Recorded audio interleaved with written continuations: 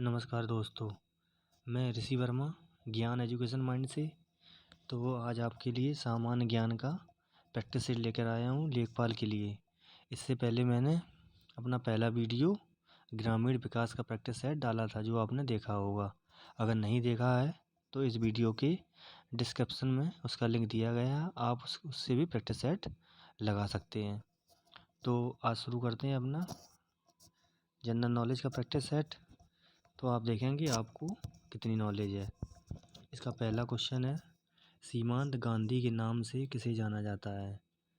तो आप लोगों ने पढ़ा ही होगा, सीमांत गांधी के नाम से खान अब्दुल गफ्फार खान को जाना जाता है। इसका आंसर हो जाएगा पहला। और कई जो महापुरुष हुए हैं उनके भी नाम मैंने यहाँ पर दे रखे हैं, जो आप देख सकते हैं।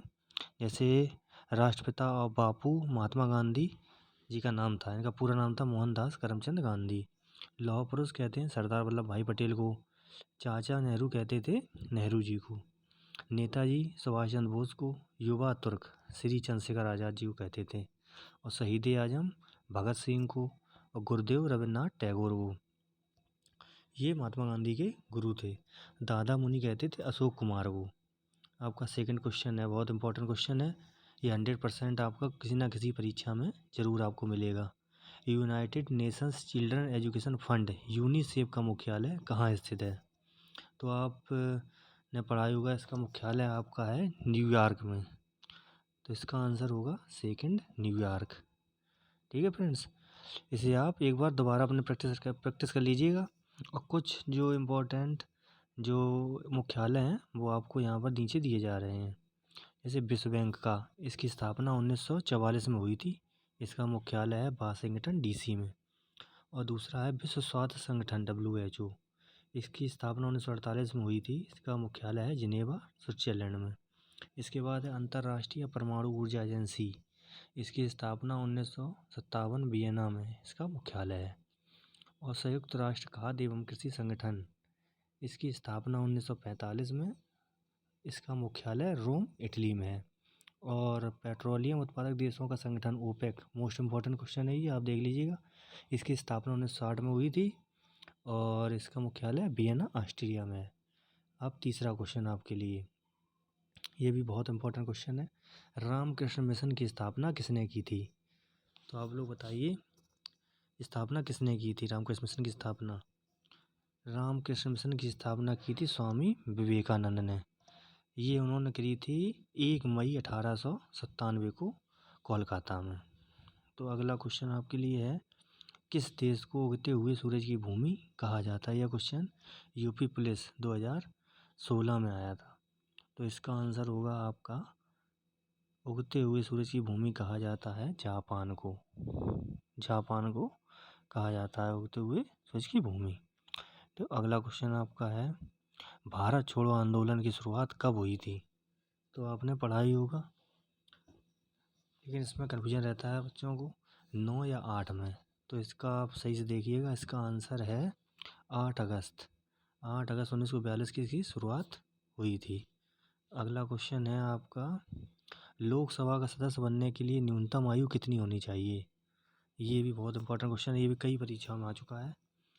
तो आपको लोग पता ही होगा, इसका आंसर होगा लोकसभा का सदस्य बनने के लिए न्यूनतम आयु चाहिए होती है 25 वर्ष। ठीक है, इसका आंसर हो जाएगा पहला ए। और हमने यहाँ पे कुछ मोस्ट इम्पॉर्टेंट जो एजेस हैं अधिकारियों की वो नीचे दिए हैं, जो आप देख सकते हैं। राष्ट्रपति के लिए 35 साल, और उपराष्ट्रपति के लिए भी 35 साल, और राज्यपाल के लिए 35 साल, और सांसद के लिए भी 25 साल होती है।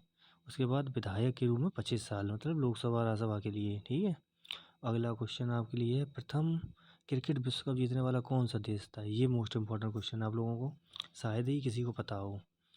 तो इसका आंसर होगा आपका वेस्ट इंडीज। 1975 में पहला क्रिकेट विश्व कप हुआ था, जिसमें वेस्ट इंडीज़ ने ऑस्ट्रेलिया को हराया था।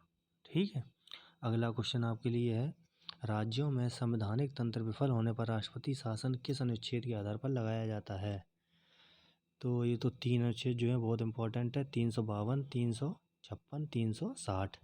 पहला जो होता है वो अंतर्राष्ट्रीय जो होता है, कोई प्रॉब्लम आती है, कोई भारी आतंकी हमला होता है या किसी देश हमला कर देता है तो लगाया जाता है ठीक है। और दूसरा लगाया जाता है जब राज्यों में तंत्र विफल हो जाता है, तो उसके लिए 356 लगाया जाता है। इसका आंसर हो जाएगा आपका 356। और ये होता है वित्त वाला, वित्त लगाया जाता है 360। ठीक है फ्रेंड्स। अब अगला क्वेश्चन आपके लिए है, किस अनुच्छेद के तहत 6 से 14 वर्ष के बच्चों के लिए शिक्षा का अधिकार मूल अधिकार माना गया है?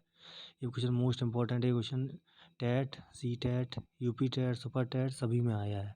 तो इसका आंसर आप लोगों को पता होगा। इसका आंसर होगा आपका पहला, अनुच्छेद 21A। और जो ये 6 से 14 साल बच्चों के लिए शिक्षा का आया था, ये 86वां संविधान संशोधन 2002 में हुआ था। ठीक है फ्रेंड्स, ये भी याद करना आप। अगला क्वेश्चन है आपका, अंतर्राष्ट्रीय मुद्रा कोष का मुख्यालय कहाँ स्थित है? तो मोस्ट इंपॉर्टेंट ये क्वेश्चन है। इसका आंसर आप लोगों को पता ही होगा। इसका आंसर है वाशिंगटन DC। ठीक है फ्रेंड्स। तो अगला क्वेश्चन है आपके लिए, रेबीज की टीके की खोज किसने की थी? ये भी बहुत इंपॉर्टेंट क्वेश्चन है। ये यूपी पुलिस, लेखपाल सभी परीक्षाओं में आ चुका है। तो इसका आंसर होगा आपका, रेबीज टीके की खोज की थी लुई पाश्चर ने। और कुछ मोस्ट इंपॉर्टेंट जो चीज़ें वो हमने यहाँ दे रखी हैं, तो आप देख सकते हैं नीचे। और भारत का नेपोलियन किसे कहा जाता है? ये मोस्ट इंपॉर्टेंट क्वेश्चन है आपके लिए। इसका आंसर होगा समुद्रगुप्त। ठीक है फ्रेंड्स। अगला क्वेश्चन आपके लिए, स्वाइन फ्लू किस विषाणु से फैलता है? ये भी क्वेश्चन बहुत आया था। इसका आंसर आप लोगों को पता होगा। इसका आंसर है H1N1 फ्लू। ठीक है। अगला क्वेश्चन आपके लिए, विश्व स्वास्थ्य संगठन का मुख्यालय कहाँ स्थित है? ये तो आप लोग पता होना चाहिए। ये भी मोस्ट इंपॉर्टेंट क्वेश्चन है। जो मैंने आपको ऊपर बताए थे उसमें आप दो देख लीजिएगा। इसका आंसर होगा न्यूयॉर्क। ठीक है। अगला क्वेश्चन आपके लिए, भारत पाकिस्तान सीमा रेखा के किस नाम से जाना जाता है? तो ये तो बहुत, जो भारत पाकिस्तान के बीच वैसे भी तनातनी चलती रहती है, तो हम लोग जानते हैं खतरा। तो इसे आप ऐसे ही याद करेंगे, रेड क्लिफ रेखा। ठीक है फ्रेंड्स। रेड क्लिफ, रेड मतलब खतरा, मतलब ये भारत पाकिस्तान के बीच में। और जो कुछ देशों के बीच में और सीमाएं हैं उसके नाम नीचे दे रखे हैं, जैसे आप देख सकते हैं। रेड क्लिफ जो भारत और पाकिस्तान के बीच में है, 15 अगस्त 1947 को सर रेड क्लिफ ने इसका निर्धारण किया था। और मैकमोहन है, वो भारत और चीन के बीच में है। डूरंड रेखा भारत और अफगानिस्तान के बीच में है। ठीक है फ्रेंड्स। अब अगला क्वेश्चन आपके लिए है, किस भारतीय नेता को भारत का लौह पुरुष जाना जाता है? ये मैंने आपको क्वेश्चन ऊपर बताया था। इसका आंसर होगा सरदार वल्लभ भाई पटेल। इनकी मूर्ति गुजरात में बनाई गई है। ये सबसे ऊंची है विश्व में। ठीक है। अगला क्वेश्चन आपके लिए, भारत का संवैधानिक प्रबंधक कौन होता है? ये भी मोस्ट इंपॉर्टेंट क्वेश्चन है। इसमें आप लोग बहुत कन्फ्यूजन होगा। इसका आंसर होगा आपका राष्ट्रपति। जो कार्यकारी अध्यक्ष होता है वो होता है प्रधानमंत्री। और जो वैधानिक प्रबंधन होता है, मेन होता है वैधानिक, जो संविधान के रूप में होता है प्रमुख, वो राष्ट्रपति होता है।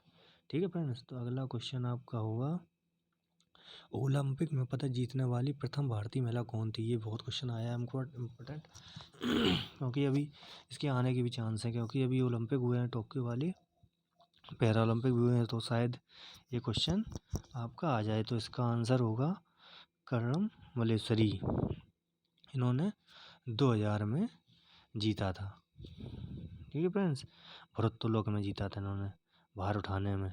अगला क्वेश्चन है आपका, भारत के राष्ट्रपति पर पद न्यूनतम आयु, ये तो अभी आपको ऊपर बताई थी हमने। इसका आंसर होगा आपका 35 वर्ष। ठीक है फ्रेंड्स। तो ये आपका आज प्रैक्टिस सेट ख़त्म होता है। आपने अगर इसमें सभी क्वेश्चन सही किए होंगे तो आपको जनरल नॉलेज की बहुत अच्छी ज्ञान है। ठीक है। तो अगला जो होगा वो अब आपका प्रैक्टिस सेट हिंदी का डाला जाएगा लेखपाल के लिए। तो आप चैनल को सब्सक्राइब कर लें और बेल दबा दें, इससे आपको जो हम जब प्रैक्टिस सेट डालें तो उसका नोटिफिकेशन मिल जाए। धन्यवाद।